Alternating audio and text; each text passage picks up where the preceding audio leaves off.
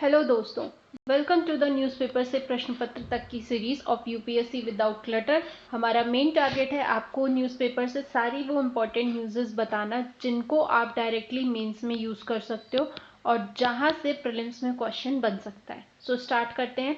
हमारी first news है पोल shop. ये बात कर रही है मॉडल कोड ऑफ कंडक्ट की। ठीक है, पहले अगर मैं मुद्दा बताऊं कि हुआ क्या, देखो तमिलनाडु में इलेक्शंस होने वाले हैं। ठीक है, तमिलनाडु में इलेक्शंस होने वाले हैं। वहां पर ऑलरेडी एक स्कीम चल रही थी जिसमें हर एक फैमिली में विमेन हेड को 1,000 रुपये डायरेक्ट बेनिफिट ट्रांसफर किया जाता था। बट इलेक्शंस में इस चीज़ का एडवांटेज उठाने के लिए 3 मंथ्स की फ्रॉम February टू अप्रैल एक साथ मनी डिसबर्स कर दिया गया। साथ के साथ as a summer assistance 2,000 rupees और दे दिए गए। दैट मीन्स जहां एक स्कीम चल रही थी 2023 से आपने स्कीम स्टार्ट की थी, आपने इलेक्शंस को जीतने के लिए यहाँ पर 1,000 रुपीज के बजाय आप विमेन हेड के अकाउंट में 5,000 रुपीज ट्रांसफर कर रहे हो। अब ये मुद्दा लेकर आया गया ईसीआई के मॉडल कोड ऑफ कंडक्ट को लेकर के क्वेश्चन उठा। ठीक है, मॉडल कोड ऑफ कंडक्ट एक सेट ऑफ रूल्स है जो कि इलेक्शन के दौरान पर फॉलो करने रहते हैं पार्टीज को, कैंडिडेट्स को and anyone that is engaged in elections. ठीक है, मॉडल कोड ऑफ कंडक्ट ये कहता है कि इलेक्शन के टाइम पर आप कोई मेजर डिसीजंस नहीं उठा सकते, कोई नई स्कीम नहीं ला सकते हो, किसी का फाइनेंस असिस्टेंस नहीं बढ़ा सकते हो, ऑलरेडी ऑनगोइंग स्कीम्स को आप चला सकते हो। यहाँ पर हमने ऑलरेडी ऑनगोइंग स्कीम में ट्रांसफर मतलब पैसे बढ़ा करके ट्रांसफर करने की बात की। तो इसीलिए ये स्कीम सामने आ रही है, ये जो क्वेश्चन आ रहा है ये सामने आ रहा है कि अगर आप विमेन के वेलफेयर के लिए कैश ट्रांसफर कर रहे हो तो क्या ये जेन्युइन है या फिर ये एक तरीका है वोटर्स को इन्फ्लुएंस करने का बिफोर इलेक्शंस। ठीक है, ऐसे केसेस ईसीआई के सामने कई बार आते हैं। जैसे अभी तमिलनाडु का केस आया तो इलेक्शन कमीशन ऑफ इंडिया ने तमिलनाडु के इस एक्शन को इल्लीगल बताया। उसने कहा कि ये मॉडल कोड ऑफ कंडक्ट के खिलाफ है। वहीं सेम केस 2025 में जब बिहार में इलेक्शंस हो रहे थे तो विमेन्स के अकाउंट में 10,000 डायरेक्ट बेनिफिट ट्रांसफर किए गए थे। बट वहां पर इलेक्शन कमीशन ऑफ इंडिया ने उस केस में स्ट्रांगली एक्ट नहीं किया। तो जो ये एडिटोरियल है ना, ये यही डिस्कस कर रहा है कि इलेक्शन कमीशन ऑफ इंडिया के डबल स्टैंडर्ड को के ऊपर एलिगेशंस लगाए जा रहे हैं कि क्या election commission of India free and fair elections conduct करवाने के लिए वाकई अनबाइज्ड तरीके से काम कर रहा है या नहीं। क्या ये जिस पार्टी की सरकार है जिस स्टेट में उनको फेवर प्रोवाइड कर रहा है, और जहां पर पार्टी की सरकार नहीं है, सेंट्रल गवर्नमेंट वाली सरकार नहीं है, उन स्टेट्स में स्ट्रिक्टली एमसीसी को इम्प्लीमेंट कर रहा है। यहाँ पर क्वेश्चन उठते हैं एमसीसी के इम्प्लीमेंटेशन पर कि क्या इसका इम्प्लीमेंटेशन अनबाइज्ड तरीके से हो भी रहा है या नहीं। अब एमसीसी क्या है, कैसे इम्प्लीमेंट होता है, इन सबको पहले समझो। ठीक है, it is a non statutory set of rules, मतलब कि इसके बारे में कहीं पे भी कॉन्स्टिट्यूशन में या किसी एक्ट वगैरह में नहीं मेंशन किया गया है। ठीक है, पॉलिटिकल पार्टीज, कैंडिडेट्स, मिनिस्टर्स, हर किसी को एमसीसी सेट ऑफ रूल्स को फॉलो करना पड़ता है। बेसिकली होता क्या है, जैसे ही इलेक्शन की डेट्स अनाउंस हो जाती हैं, इलेक्शन की डेट्स अनाउंस होने के बाद election commission of India MCC को फोर्स में लाते हैं जब तक कि रिजल्ट्स डिक्लेयर ना हो जाए। यहाँ पर प्रीलिम्स आपसे क्वेश्चन पूछ सकता है कि क्या एमसीसी कब से इम्प्लीमेंट होता है और कब तक इम्प्लीमेंट रहता है। तो यहाँ पर आपको आंसर करना है कि from the date on which ECI announce the elections, और जब तक कि फाइनल रिजल्ट नहीं आ जाता। ठीक है, हिस्टोरिकल बैकग्राउंड की अगर हम बात करें तो पहली बार 1960 में स्टेट इलेक्शंस के दौरान केरला ने कोर्ट को यूज़ किया। ठीक है, उसके बाद 1962 से general elections, that mean Lok Sabha में हम तब से कंटिन्यू इम्प्लीमेंट कर रहे हैं। ये एक तरह से कंसेंसस है, पार्टीज ने आपस में कंसेंट दिया है और एक तरह से फॉर्मेट यूज होने लगा है कि election commission of India is responsible to conduct free and fair elections. तो free and fair elections conduct करवाने के लिए कुछ सेट ऑफ रूल्स होने चाहिए, कुछ सेट ऑफ कोड्स होने चाहिए, ताकि election commission of India free and fair elections conduct करवा सके। ठीक है, सो याद रखना है एमसीसी को कहीं पर भी कोई लीगल बैकिंग नहीं प्रोवाइड की गई है। It's just a consensus oriented instructions और consensus oriented set of rules. ठीक है, अब इसके अंतर्गत कुछ मेजर प्रोविजन रहते हैं, जैसे कि जनरल कंडक्ट के बारे में बात की जाती है कि जो पॉलिटिकल पार्टीज होंगी वो कास्ट, रिलीजन, कम्युनल फीलिंग्स को लेकर के अपील नहीं कर सकती हैं अपने कैंडिडेट्स को कि आप हमें वोट दो। दूसरा, मीटिंग एंड प्रेसिडेंट्स की अगर बात करें तो पॉलिटिकल पार्टीज को पहले प्रायर परमिशन लेनी पड़ती है, ताकि जो राइवल पार्टीज हैं, कॉम्पिटिटिव पार्टीज हैं, उनके बीच में लड़ाई झगड़े ना हो। पोलिंग डे के दिन किसी भी तरह का गिफ्ट लिखकर ये सारी चीज़ें नहीं डिस्ट्रीब्यूट कर सकती हैं, मतलब कि आप किसी वोटर को इन्फ्लुएंस नहीं कर सकते हो। ठीक है, जो भी पार्टी है पावर में है तो वो कोई नई स्कीम नहीं इंट्रोड्यूस कर सकती है, कोई ऐसी पॉलिसी डिसीजंस नहीं ले सकती है जिससे कि वोटर्स इन्फ्लुएंस हो जाएं, ऑफिशियल मशीनरी को अपनी कैंपेन कंडक्ट करने के लिए नहीं यूज़ कर सकती है। ठीक है, और पब्लिक फंड का इस्तेमाल करके आप एडवर्टाइजमेंट नहीं कर सकते हो। ये सारे मेजर प्रोविजंस हैं जो एमसीसी के दौरान फॉलो करने रहते हैं। This is not legally binding, ये चीज़ याद रखना। हालांकि अगर एमसीसी को वॉयलेट हो रहा है तो इसे हम रिप्रेजेंटेशन ऑफ पीपल्स एक्ट 1951 हो गया, इंडियन पीनल कोड हो गया, और इलेक्टोरल लॉज को फॉलो करते हुए इनके वायलेशंस को डील करते हैं।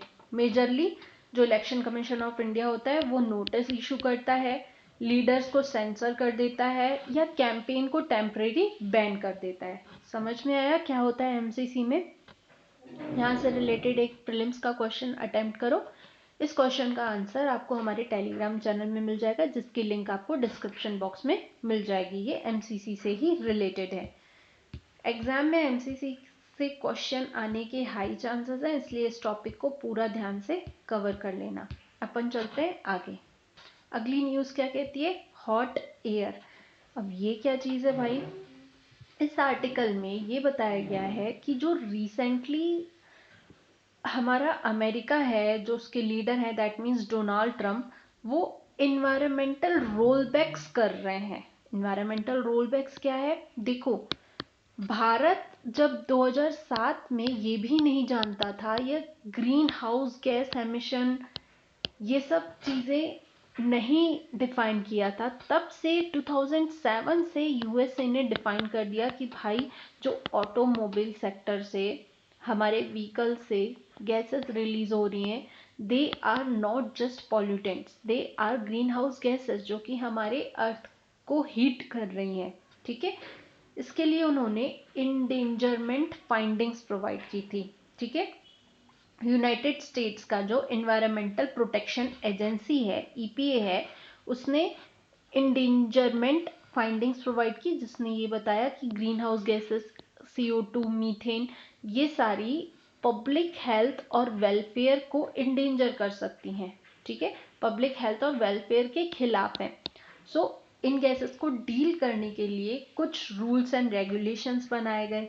ठीक है, जैसे कि फ्यूल एफिशिएंसी इम्प्रूव की गई, ऑटोमेकर्स जो हैं वो हाइब्रिड व्हीकल्स की तरफ शिफ्ट हुए, बैटरी ईवीज की तरफ शिफ्ट हुए, कार्बन क्रेडिट मार्केट डेवलप किया गया।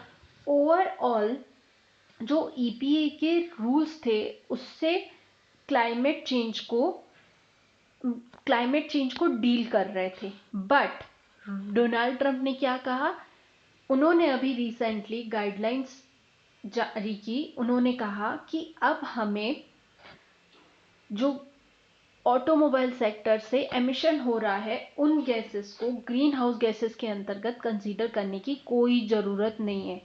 अब इससे डोनाल्ड ट्रंप का माइंडसेट दिख रहा है कि what he is trying to do. पहला चीज, वो इंडेंजरमेंट फाइंडिंग को रिवोक कर रहे हैं, ठीक है। दूसरा, फ्यूल इकोनॉमी और ग्रीन हाउस गैसेस के जो स्टैंडर्ड्स हैं उनको वीक किया जा रहा है।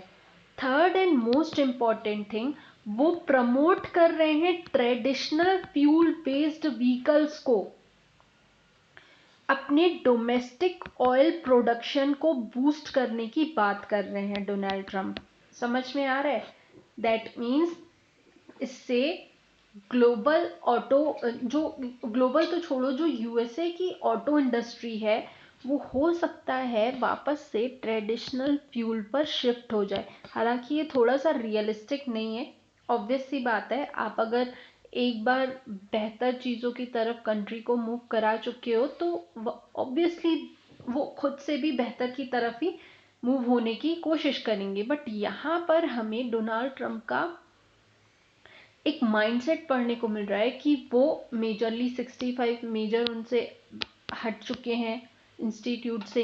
क्लाइमेट चेंज उनको सीरियस लग नहीं रहा है।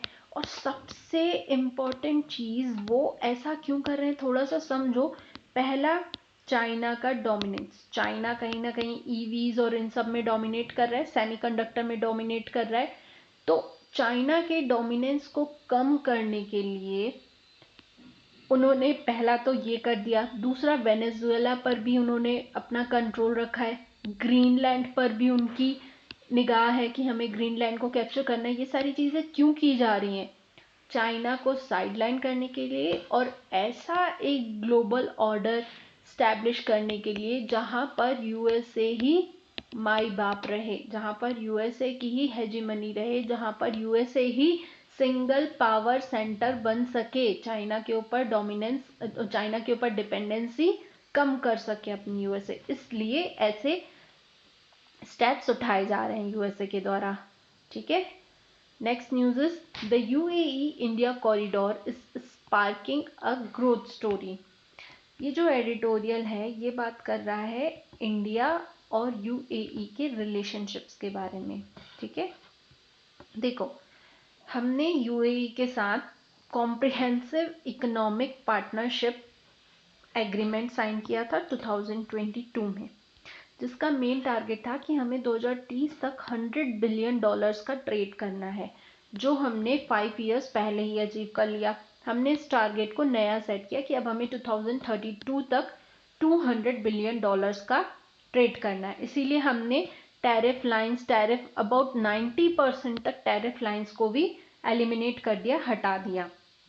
बेसिकली अगर यूएई के साथ हमारा ट्रेड देखोगे, इकोनॉमिक टाइज देखोगे, तो नॉन ऑयल ट्रेड जो है ना सिर्फ, वो ही $65 बिलियन तक पहुंच चुका है, ठीक है।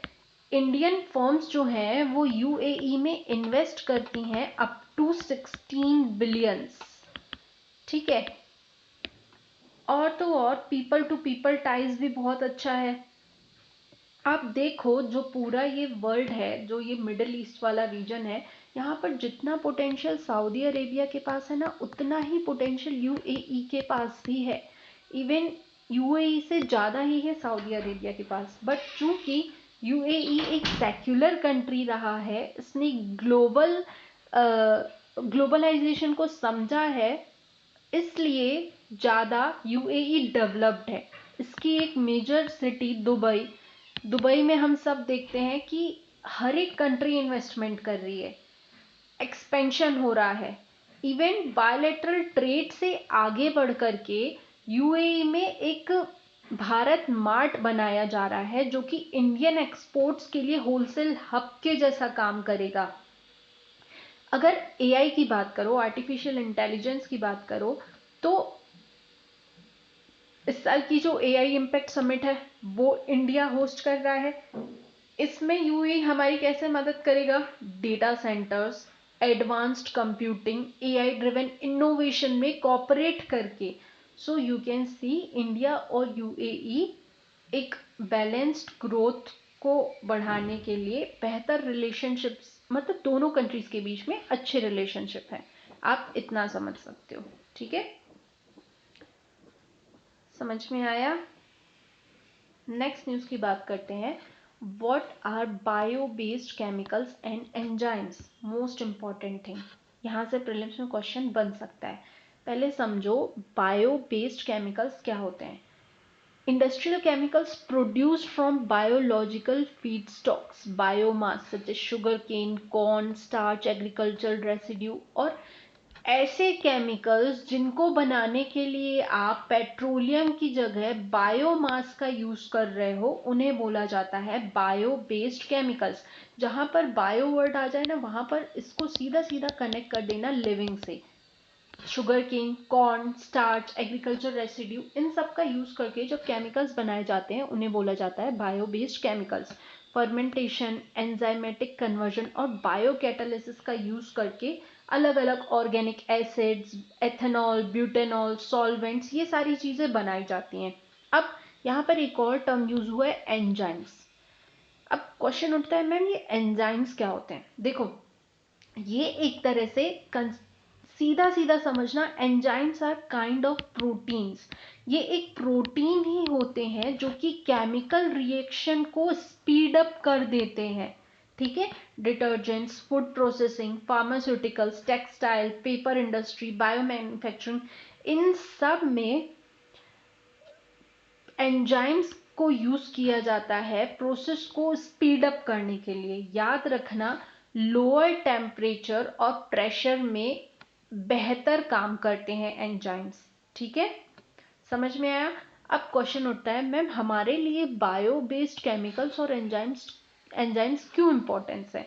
Because it will reduce import dependence. For example, अगर जो हम जिन चीज़ों पे इम्पोर्ट डिपेंडेंट है, अगर हम अपनी कंट्री में ही बायो बेस्ड अल्टरनेटिव्स बना सकते हैं तो इससे क्या होगा, हमारी इम्पोर्ट डिपेंडेंस कम होगी, क्लाइमेट चेंज को मिटिगेट करने में मदद मिलेगी, एक तरह से हम लोअर कार्बन फुटप्रिंट जनरेट करेंगे, सर्कुलर बायो इकोनॉमी से प्रमोट होगी, फॉसिल फ्यूल्स पर रिलायंस हमारा कम होगा इसकी मदद से, फार्मर की इनकम भी इससे बेनिफिट होगी। क्यों? क्योंकि आप एक तरह से एग्रीकल्चर रेसिड्यूज के लिए एक मार्केट बना रहे हो, एथेनॉल ब्लेंडिंग इकोसिस्टम को सपोर्ट कर रहे हो।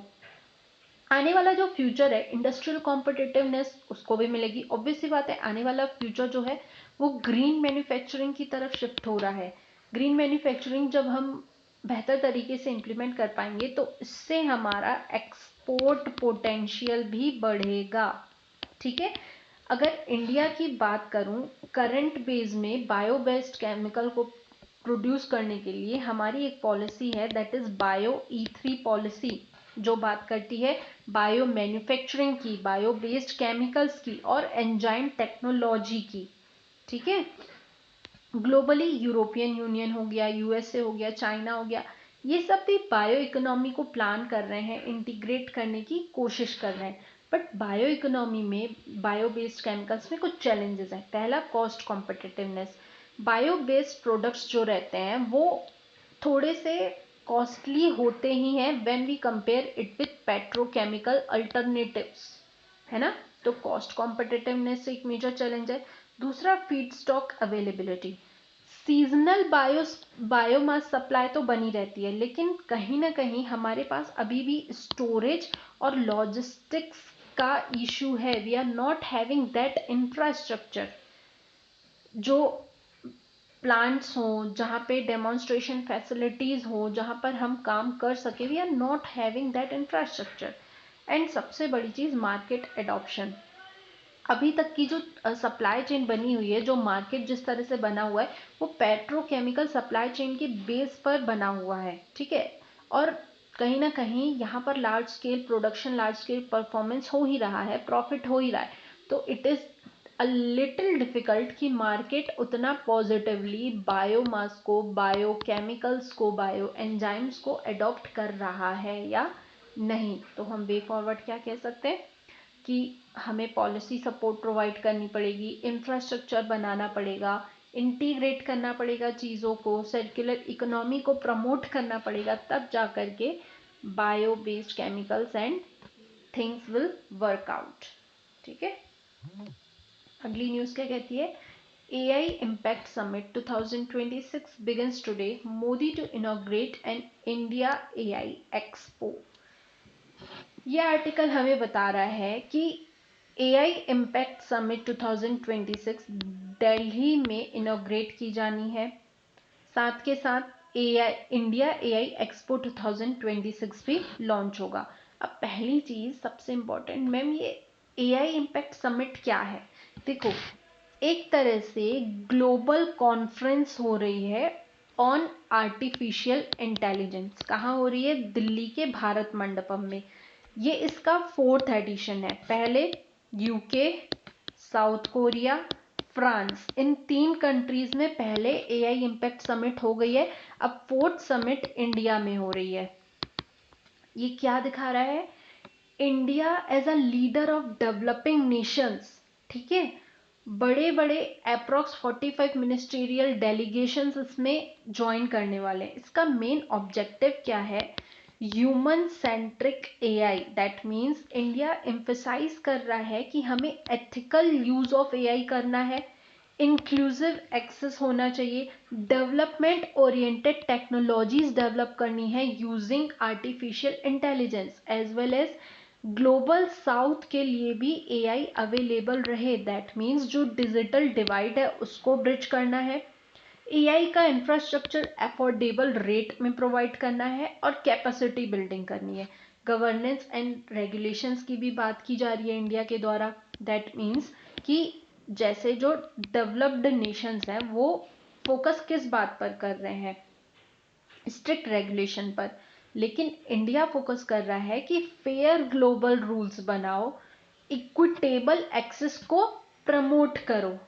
ठीक है, और ये तो बात हो गई पूरी समिट की। और क्या लॉन्च होने वाला है? AI expo. Basically it will showcase the AI startups and innovation, people, planet, progress, in 3 themes पर ये AI एक्सपो समिट की गई है, जिसमें एक्सपेक्ट किया जा रहा है कि इन्वेस्टर्स आएंगे और स्टार्टअप्स में इन्वेस्ट करेंगे। समझ में आया? Is it clear what is this AI Impact Summit and what is this AI Expo? धीरे धीरे ये हो जाए फिर अपन इसकी डिटेल में देखेंगे।